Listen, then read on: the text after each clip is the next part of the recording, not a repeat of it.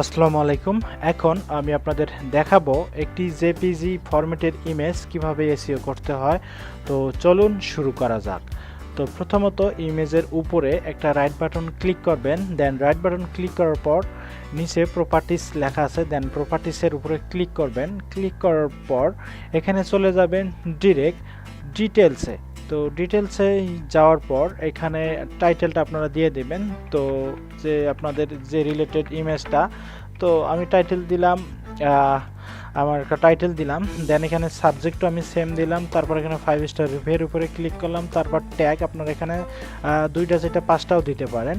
তো তারপর আমি কমান্ডেও সেম দিলাম। তারপর এখানে অথর, দেন এখানে আপনারা চাইলে অথর আপনাদের নামটাও দিতে পারেন, অথবা যে টাইটেলটা রয়েছে দেন আপনারা ওটাও দিতে পারেন। দেন দেওয়ার পর এটা অ্যাপ্লাই বাটনে ক্লিক করবেন। দেন অ্যাপ্লাই বাটনে ক্লিক করার পর ওকেতে ক্লিক করবেন।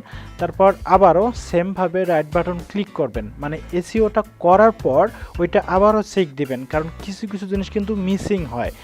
তো আমি সেমভাবে রাইট বাটন ক্লিক করলাম। রাইট বাটন ক্লিক করার পর প্রপার্টিসে ক্লিক করলাম। দেন ক্লিক করার পর আবারও সেমভাবে চলে গেলাম ডিটেলসে। তো ডিটেলসে যাওয়ার পর দেখেন আমি যেইগুলো দিয়ে রেখেছি সবগুলো এখানে নিয়ে নিয়েছে সুন্দরভাবে। তবে আমি এটা দ্বিতীয়বার দেখানোর মেন কারণ হচ্ছে যে এখানে আমি 5 স্টার রিভিউ দিয়েছি, এগুলো কিন্তু মাঝে মধ্যে নেয় না, মানে মিসিং হয়ে যায়।